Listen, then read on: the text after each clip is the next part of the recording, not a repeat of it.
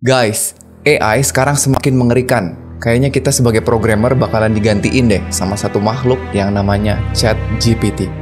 Tapi apa benar? Kita bahas yuk.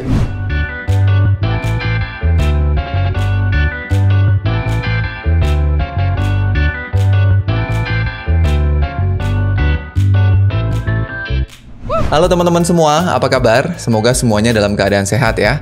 Kita kembali lagi di channel WPU bersama saya Sandika Gali. Dan di video kali ini kita akan bahas sebuah teknologi AI yang saat ini lagi viral banget, yaitu ChatGPT. Mari kita mulai dulu dengan membahas mengenai apa itu ChatGPT. Jadi ChatGPT ini adalah sebuah implementasi dari salah satu cabang keilmuan di bidang AI atau Artificial Intelligence yang namanya NLP atau Natural Language Processing. Yang GPT-nya itu sendiri adalah singkatan dari Generative Pre-trained Transformer, sebuah model bahasa yang menggunakan deep learning untuk menghasilkan tulisan yang menyerupai tulisan manusia. Ya, saat ini ChatGPT itu menggunakan model GPT seri ke-3,5 atau GPT 3.5 ya. Model yang sama yang digunakan oleh GitHub Copilot yang sama juga dibuat oleh OpenAI, sebuah perusahaan atau laboratorium penelitian AI di San Francisco. Nah, sekarang mungkin pertanyaannya adalah gimana sih cara kerjanya dari si ChatGPT ini? Nah, sekarang langsung aja kita lihat bareng-bareng di websitenya di openai.com.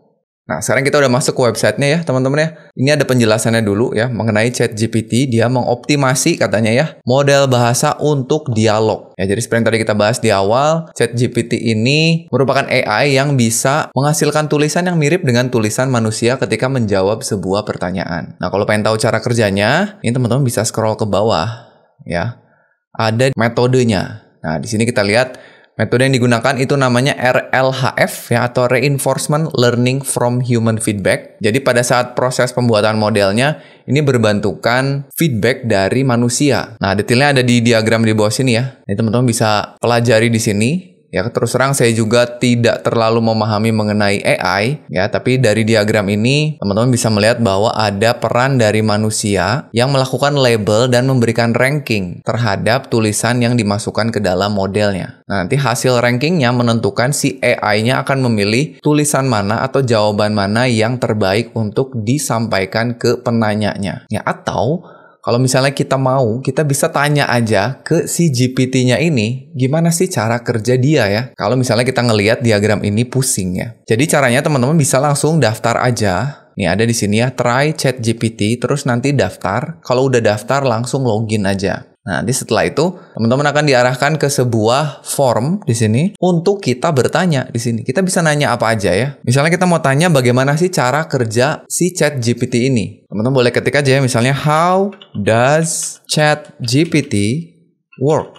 Gitu ya. Kita tanya bagaimana sih cara kerjanya. Nah, nanti otomatis ChatGPT-nya akan menjawab. Tuh lihat, dia akan menjawab. GPT adalah sebuah tipe dari bahasa yang dikembangkan oleh OpenAI, lalu bla bla bla. Kalau misalkan masih bingung juga, coba kita tanya pakai bahasa Indonesia. Ya, kita tanya, gimana sih cara kerja kamu? Nah, nanti dijawab nggak sama dia? Tuh, dijawab nih. Saya adalah model bahasa yang dilatih oleh OpenAI. Saya dilatih menggunakan teknik pembelajaran mesin yang disebut dengan transfer learning pada dataset yang sangat besar yang terdiri dari teks dari berbagai sumber. Nanti teman-teman bisa baca nih. Nanti tahu cara kerja si ChatGPT ini seperti apa. Ya, jadi katanya saya tidak memiliki akses ke internet, jadi saya hanya dapat memberikan jawaban berdasarkan pengetahuan yang saya miliki pada saat saya dilatih. Ya, jadi ini datanya terbatas. Kalau saya baca itu dia sampai data dari tahun 2021.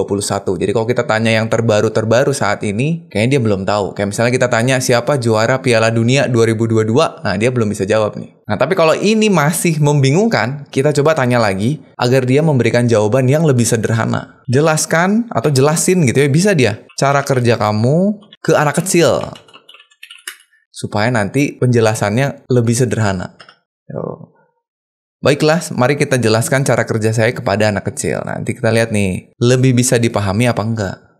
Nah, lihat teman-teman ya. Lebih sederhana daripada yang ada di atas. Kalau ini kan agak teknis ya. Saya dilatih menggunakan teknik pembelajaran mesin yang disebut dengan transfer learning, bla bla bla gitu ya. Kalau di bawah, ini cenderung lebih sederhana. Dia adalah sebuah mesin yang bisa ngerti bahasa manusia. Saya dilatih oleh orang-orang yang ngajarin kepada saya gimana cara ngerti kata-kata yang diucapkan dan dihubungkan dengan makna yang tepat. Wah, ini mantep ya. Jadi dia udah tahu kalau kita nanya seperti apa. Bahkan, ini teman-temannya kita coba nyuruh dia jelasin lagi. Sekali lagi. Tapi pakai bahasa Sunda. Ya, kita lihat. Dia bisa bahasa Sunda nggak? Tuh, lihat. Dia bisa bahasa Sunda ya, walaupun bahasa Sundanya nggak sempurna ya, tapi lihat, saya mesin anu bisa ngerti bahasa manusia katanya. Ini bahasa Sunda nih, saya di training. Nah ini bahasa Inggris nih ya. Ku jalma-jalma anu ngajarkeun karena saya cara ngerti katerangan anu kita ungkapkan tuh ya. Nggak sempurna, tapi dia bisa menjawab pakai bahasa Sunda. Silakan teman-teman kalau pengen dia ngomong pakai bahasa daerah teman-teman masing-masing, tanya aja. Itu baru pertanyaan yang sederhana, kita nanyain cara kerja dia. Kita bisa nanya apapun teman-temannya, silakan dicobain buat menjawab pertanyaan teman-teman tentang apapun. Mau pertanyaan tentang teknis programming ya. Misalnya saya tanya array itu apa sih? Itu apa sih? Gitu ya, nanti dia jelasin apa itu array dalam pemrograman. Tuh, bahkan dia ngebikinin contoh codingannya seperti apa teman-teman. Ya, keren ya. Dan dia tahu sebelumnya kita udah pernah nanya apa. Jadi kalau kita sambungin pertanyaannya, dia masih bisa ngerti. Coba kasih contoh dalam bahasa JavaScript. Saya nggak bilang array lagi di sini. Tapi dia udah tahu harusnya konteksnya kita lagi ngobrolin tentang array. Tuh kan. Beberapa contoh penggunaan array dalam JavaScript. Dan codingannya rapih, ada komentarnya. Bahkan kita kadang-kadang lupa kasih komentar di codingan kita. Tuh, gimana? Sampai sini sudah mulai mengerikan belum? Dia bisa menjawab pertanyaan kita tentang coding. Coba kita tanya yang lebih jauh lagi mengenai coding ya. Bisa nggak dia bikinin kita website sederhana?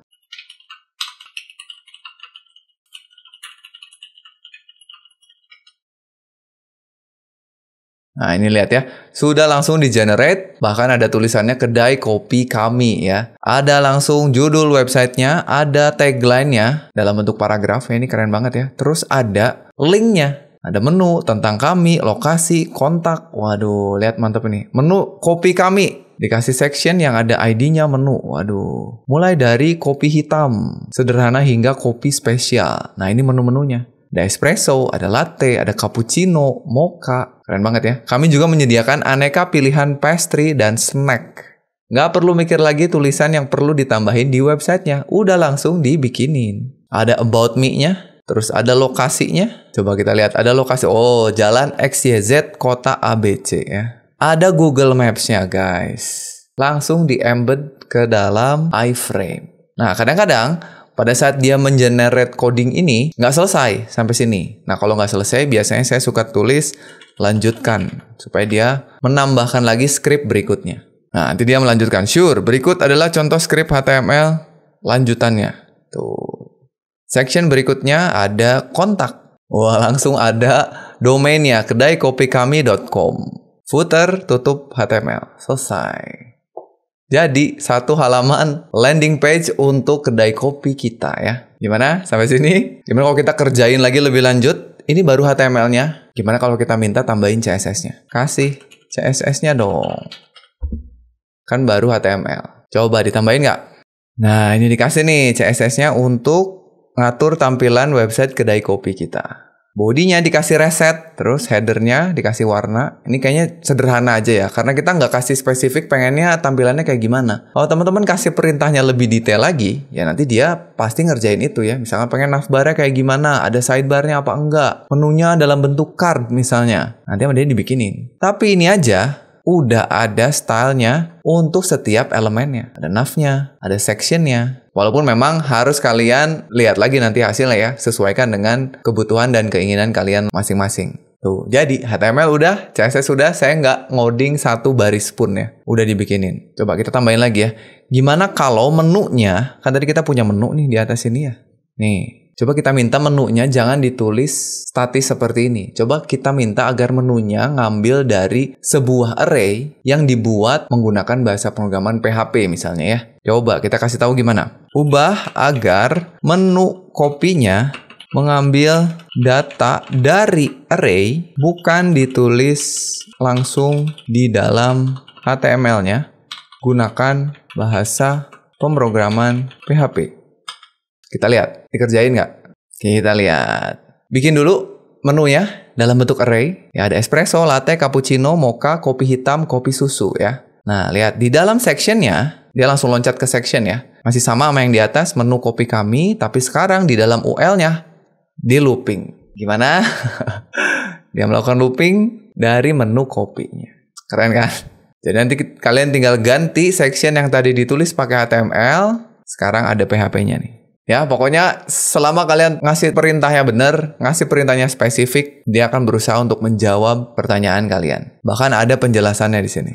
Ya, kalau mau ngambil data juga bisa ya. Buat teman-teman yang pengen ngumpulin data tanpa harus googling, bisa juga ya. Misalnya kita pengen minta supaya si ChatGPT ngasih kita semua daftar kota atau provinsi lah di Indonesia ya. Tolong tampilkan ya, biar kita mintanya baik-baik ya. Tolong tampilkan seluruh data provinsi di Indonesia beserta kita minta latitude dan longitude-nya ya. Oh, ibu kotanya dulu. Ibu kota. Jadi provinsi, terus ibu kotanya apa, dan latitude, dannya terakhir, latitude dan longitude-nya. Ini nggak ada hubungannya sama HTML tadi ya, tapi kalau mau dimasukin ke dalam HTML-nya, misalnya di formnya kalian punya combo box yang nampilin daftar provinsi, terus daftar provinsinya mau ngambil dari data ini, bisa. Suruh aja dia dengan perintah yang tepat. Lihat, bentuknya langsung dalam tabel ya. Kalau berhenti, seperti biasa, kita tulis lanjutkan.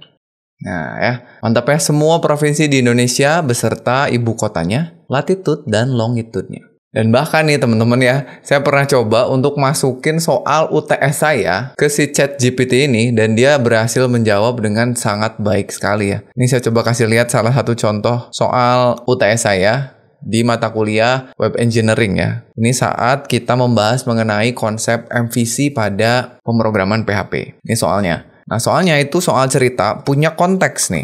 Jadi, saya bikinnya gini.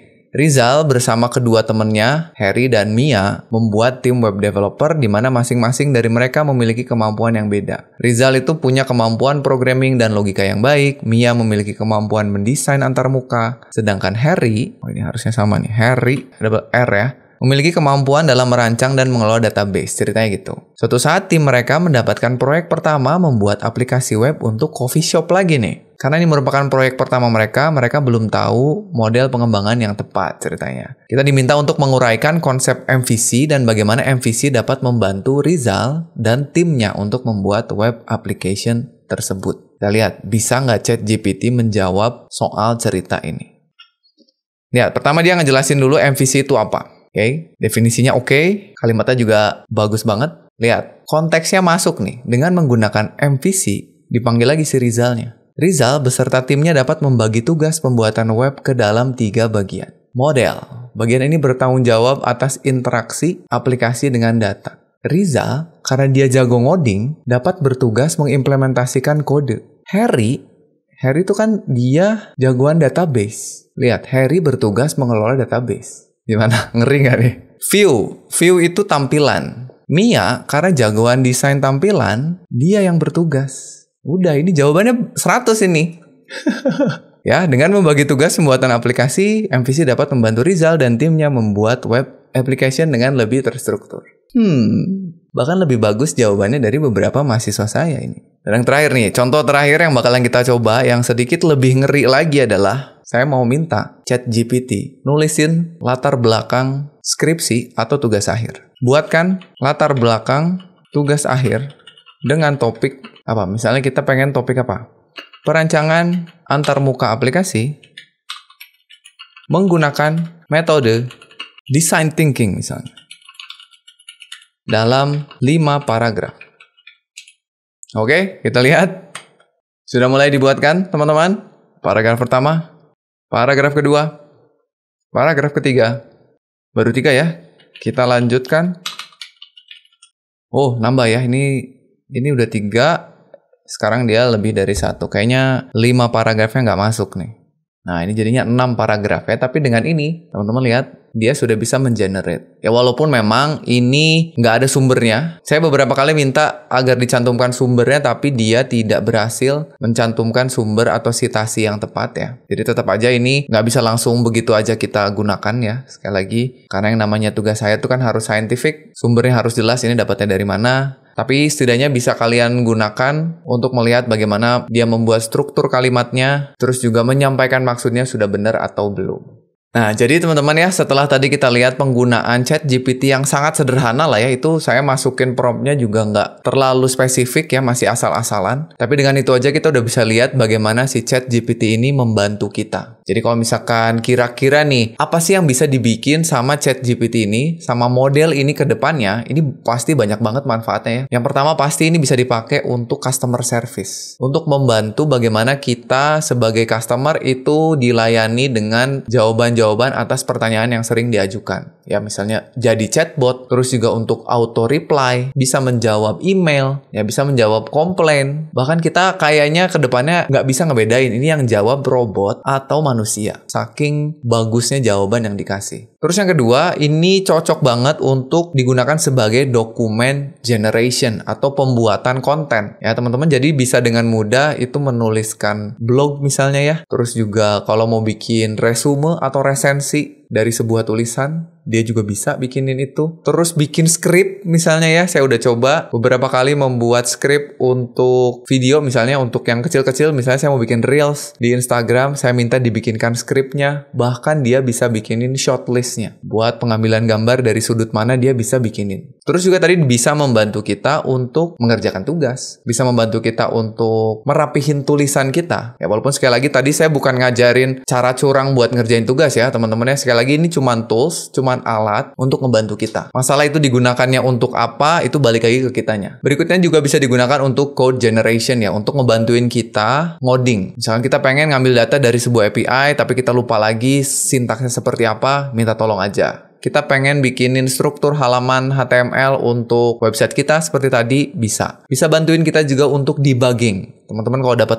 errornya kasih aja ke ChatGPT-nya. Nanti dia akan berusaha untuk mencarikan jawaban dari error kita. Walaupun sekali lagi juga nggak 100% benar apa yang dikasih sama ChatGPT-nya, tetap kita sebagai programmer yang harus mengevaluasi, lihat lagi hasilnya, dia benar apa enggak. Jangan 100% percaya dengan apa yang dikasih sama si ChatGPT ini. Bisa dipakai juga untuk bikin tutorial teknis ya. Kalau misalkan teman-teman pengen bikin tata cara penggunaan sebuah teknologi, ya minta agar ChatGPT membuatkan itu juga bisa ya. Dan masih banyak lagi sebetulnya use case yang bisa teman-teman terapkan, yang bisa diselesaikan oleh ChatGPT ini. Nah, dan sekarang kita masuk ke bagian prediksi ke depan ya. Kira-kira ke depannya ChatGPT ini bakalan seperti apa nih? Apakah benar bakalan ngegantiin kita sebagai developer? Ya, atau pertanyaan pertama deh, apakah ChatGPT ini bakalan gantiin Google ya? Ngapain nanya ke Google? Udah aja nanya ke ChatGPT, toh jawabannya kadang-kadang lebih bagus gitu dari Google ya. Jawabannya adalah enggak ya, nggak mungkin gantiin Google. Karena yang pertama, saat ini datanya aja terbatas sampai tahun 2021,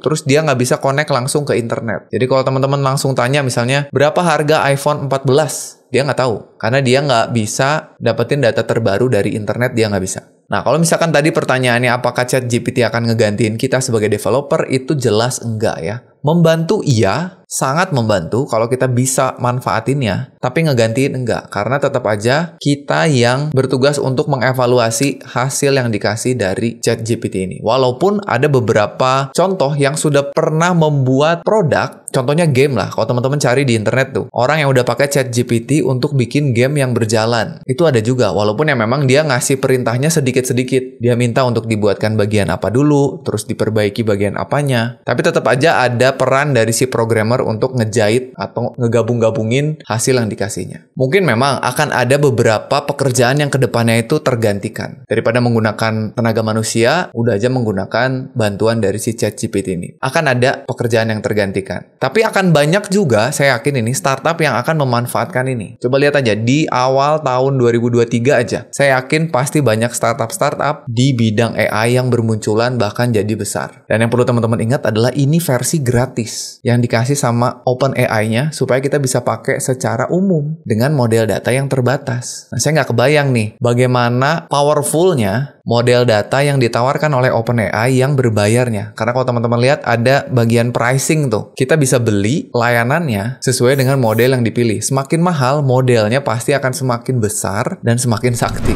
Nah, ini disebut dengan MAAS ya, MAAS, Model as a Service. Dan ini baru pakai GPT 3.5. Yang katanya sekarang lagi dikembangin GPT-4 versi 4 ya. Yang itu katanya berkali-kali lipat lebih sakti lagi. Jadi siap-siap aja, pasti nggak lama lagi AI ini bakalan jauh lebih keren lagi. Nah, dan terakhir nih, kalau gitu apa dong Pak yang harus kita lakukan sebagai developer, terutama ya, sebagai programmer, dan juga sebagai netizen lah ya. Apa sih yang harus kita lakukan Pak dengan adanya teknologi AI yang semakin hebat ini? Ada 3 hal teman-teman ya. Yang pertama, kita jelas harus aware dulu bahwa ada teknologi ini ya. Jangan antipati terhadap teknologi AI ini. Yang harus kita lakukan adalah apa? Cobain. Ya, cari tahu sendiri apa sih yang bisa dilakukan oleh ChatGPT ini atau produk-produk AI yang lain lah ya. Coba gunakan, jangan cuman buat iseng-isengan aja. Coba gunakan untuk ngebantuin kegiatan kalian sehari-hari. Ya, kayak tadi ngerjain tugas, ngerjain kerjaan kantor misalnya ya. Terus bantu proses belajar kalian, bantuin usaha kalian. Kalian punya usaha, cari cara gimana ya supaya ChatGPT ini bisa bantuin usaha saya. Itu yang pertama ya. Yang kedua, apa yang harus kita lakukan? Jangan takut. Jangan takut kalau kita akan digantikan oleh AI ini. Jadi kayaknya masih lama lah ya sebelum si AI ini bisa bener-bener ngoding sampai jadi tanpa bantuan kita. Suatu saat mungkin akan terjadi, tapi mungkin masih beberapa tahun lagi lah. Saat ini masih tetap AI itu ngebantu kita, dia belum bisa bener-bener sendiri bikin produk dari nol sampai jadi. Karena ingat teman-teman ya, dia kelihatan sakti, kelihatan keren juga, karena kita ngasih pertanyaan yang benar gitu. Jadi kuncinya masih tetap ada di kita sebagai pengendalinya gitu. Dia belum benar-benar bisa melakukan sesuatunya dari pikirannya dia sendiri gitu. Dan yang ketiga, hal yang harus kita lakukan adalah waspada. Ya, stay vigilant. Pasti akan ada aja yang menggunakan ini untuk hal-hal yang merugikan. Ya, sekali lagi seperti yang tadi kita bahas, AI ini adalah tools atau alat ya. Kayak pisau lah, kan bisa dipakai untuk kebaikan, buat masak makanan yang enak, buat motong sesuatu yang menghalangi, tapi bisa juga digunakan untuk hal yang buruk gitu. Ya mungkin kita sebagai orang IT atau orang